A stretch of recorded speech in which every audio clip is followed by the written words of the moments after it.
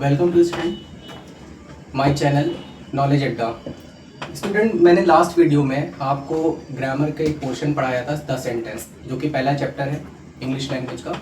उसमें मैंने आपको सेंटेंस के बारे में बताया था, डेफिनेशन मैंने बताई थी और कुछ एग्जांपल्स दिए थे, जिसमें मैंने बताया था कि सेंटेंस होते क्या है और वो कैसे बनते हैं। वो कंप्लीट मीनिंग देते हैं, कंप्लीट सेंस देते हैं, तभी सेंटेंस कहलाते हैं। अगर उनका ऑर्डर चेंज हो जाता है तो वो सेंटेंस नहीं कहलाते हैं, बल्कि वो कंप्लीट मीनिंग देंगे तभी वो सेंटेंस कहलाएंगे। आज हम लोग डिस्कस करेंगे उसके आगे का part, types of sentences. Sentence के टाइप कितने होते हैं, कितनी तरह के सेंटेंस होते हैं। आप लोग स्कूल में पढ़ते होंगे।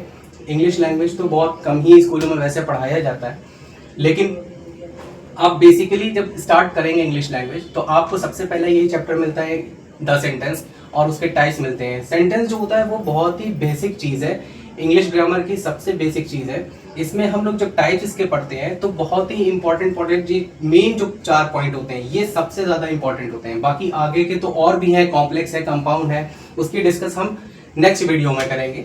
तो सबसे पहले हम समझ लेते हैं टाइप्स ऑफ सेंटेंस। इसका सबसे पहला पार्ट है डिक्लेरेटिव सेंटेंस। तो देखिए, डिक्लेरेटिव सेंटेंस जो होता है वो क्या होता है, इसको समटाइम हम कहते हैं असर्टिव या फिर अफर्मेटिव भी बोलते हैं, और स्टेटमेंट भी कहते हैं, कमांड भी कहते हैं, कुछ भी कहते थे। लेकिन उसमें क्या होता है कि जो डिक्लेरेटिव सेंटेंस होता है उसकी स्टार्टिंग हमेशा क्या होती है, कैपिटल लेटर से होती है और एंड फुल स्टॉप से होता है, जैसा कि मैंने बताया था इससे पहले। तो डिक्लेरेटिव सेंटेंस में दोनों चीजें इंक्लूड है, इसमें पॉजिटिव सेंटेंस भी है और नेगेटिव भी है। ओके, तो जिसमें नॉट लगता है वो नेगेटिव हो जाता है, और नॉर्मल सेंटेंस जो आपका स्टेटमेंट होता है वो आपका पॉजिटिव होता है। तो अफर्मेटिव या असर्टिव के अंडर में दोनों आते हैं, पॉजिटिव और नेगेटिव।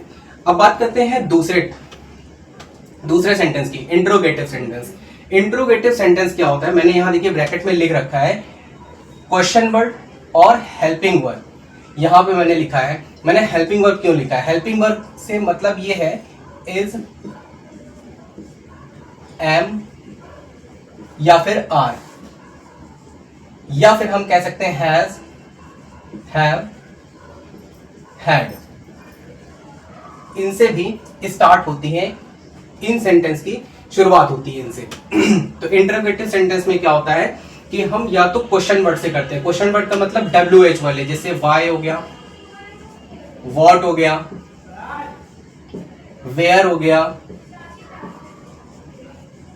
इस तरह से स्टार्ट करते हैं। ओके, तो इसमें दो कैटेगरी हो गई, एक हो गया WH वाले क्वेश्चन हो गए जो क्वेश्चन वर्ड हो गए, और एक हो गया आपके हेल्पिंग वर्ब, यानी कि इज, एम, आर से स्टार्ट होता है, जैसे इज ही गोइंग देयर, या फिर जो है आर दे प्लेइंग फुटबॉल, इस तरह से हम बोल सकते हैं। और क्वेश्चन जो इंट्रोगेटिव सेंटेंस होते हैं इसके एंड में हमेशा क्या होता है, क्वेश्चन मार्क लगता है। इस बात को ये इंडिकेट करता है कि ये इंट्रोगेटिव सेंटेंस है। चलिए अब हम नेक्स्ट टॉपिक पर बढ़ते हैं, नेक्स्ट नंबर पे इंपरेटिव सेंटेंस। इंपरेटिव सेंटेंस क्या होता है, इंपरेटिव सेंटेंस जो होता है ये बहुत ही यूजफुल होता है और एज अ फ्रेज भी ये काम करता है समटाइम, और इसकी स्टार्टिंग हमेशा जो होती है वो एक हेल्पिंग वर्ब से होती है।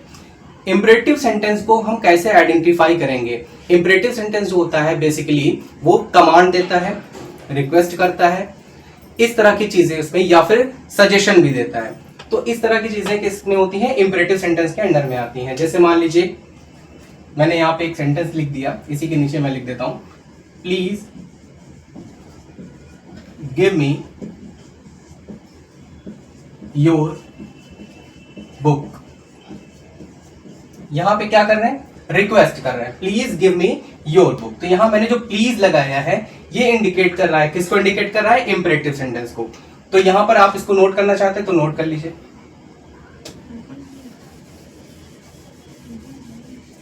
नेक्स्ट, इसमें एक और हम लोग यूज कर सकते हैं, जैसे कि आप डॉक्टर के पास जाते हैं तो डॉक्टर क्या करता है, प्रिस्क्राइब करता है, प्रिस्क्रिप्शन लिखता है। तो आपसे वो ये भी बोलता है, कोई मेडिसिन देता है तो आपसे ये बोलता है take this medicine twice a day.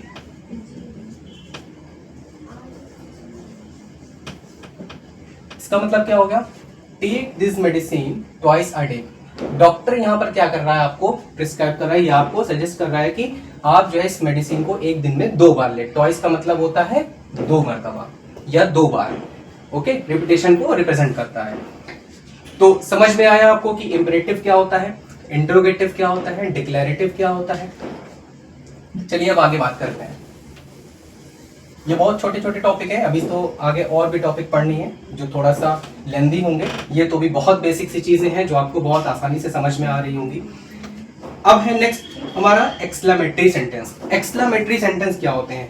Exclamatory sentence जो होते हैं ये हमारे स्ट्रॉन्ग फीलिंग को रिप्रेजेंट करते हैं, स्ट्रॉन्ग फीलिंग को बताते हैं एक्सक्लेमेटरी सेंटेंस। जैसे जब आप सैड होते हैं या फिर किसी की आपने डेथ की खबर सुनी हो या फिर ऐसा न्यूज़ सुना, अचानक सडन न्यूज़ सुनी, तो उस टाइम पे आप क्या बोलते हैं? आप अपनी लैंग्वेज में तो बोलते हैं लेकिन इंग्लिश में उसको क्या कहते हैं? एलास बोलते हैं, ठीक है। या बहुत ज्यादा खुशी अपनी जाहिर कर रहे होते हैं, जैसे मैच इंडिया जीत गई तो आप क्या बोलते हैं? Hurrah, we won the match, ऐसे भी बोल सकते हैं, या इंडिया वन द मैच ऐसे करके बोल सकते हैं। तो ये एक स्ट्रॉन्ग इमोशंस को या स्ट्रॉन्ग फीलिंग्स को रिप्रेजेंट करता है।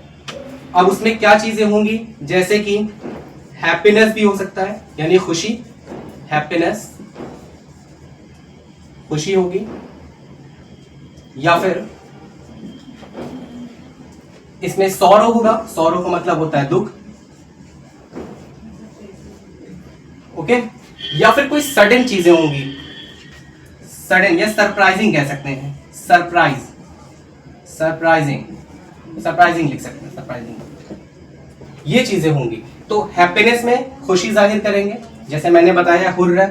सौरो के लिए मैंने बताया, इसमें मैं नीचे लिख दे रहा हूं, मेंशन कर रहा हूं, आप इसको नोट कर लीजिएगा। हैप्पीनेस में जैसे आप लिखेंगे हुर्रा, HURRA, हुर्रा, ओके। और यहाँ पे एक्सक्लेमेशन का मार्क लगेगा, हुर्रा, यहाँ पे एक्सक्लेमेशन का मार्क लगेगा, ओके। तो यहाँ पे एक्सक्लेमेशन क्या करता है? ये साइन रिप्रेजेंट करता है स्ट्रॉन्ग फीलिंग्स को। सौरो के लिए आप क्या यूज कर लेंगे? इसके लिए एलास,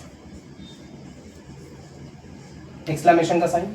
सरप्राइजिंग के लिए आप क्या यूज कर सकते हैं? वाव, या फिर वंडरफुल कर सकते हैं।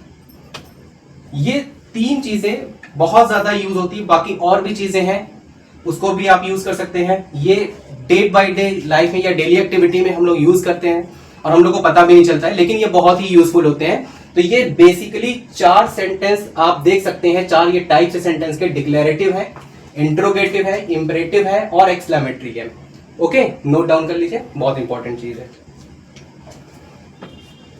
उम्मीद करते हैं कि जो मैंने टाइप्स आपको बताए वो आपको बहुत अच्छे से समझ में आया होगा, और जो भी इससे रिलेटेड क्वेरी होगी आप कमेंट में मुझसे पूछ सकते हैं, मैं उसका जो है उस पर वर्क करूंगा और भी अच्छा बेहतर बनाने की कोशिश करूंगा। और आगे इसके मैं जो है जो टॉपिक है कि सेंटेंस की, इसके भी आगे मैं बताऊंगा और बहुत सारे एग्जाम्पल दूंगा। तब तक के लिए आज की ये वीडियो यहीं तक रहे। सबसे इंपॉर्टेंट चीज़ ये है कि वीडियो को आप लोग शेयर ज़रूर करें, और वीडियो को लाइक करें, सब्सक्राइब भी करें, शेयर करना ना भूलें, क्योंकि शेयर करेंगे तो ज़्यादा से ज़्यादा अप्रोच होगी और भी स्टूडेंट जिनको सीखने को मिलेगा। ये सब सारी चीज़ें बहुत बेसिक है। तब तक के लिए थैंक यू।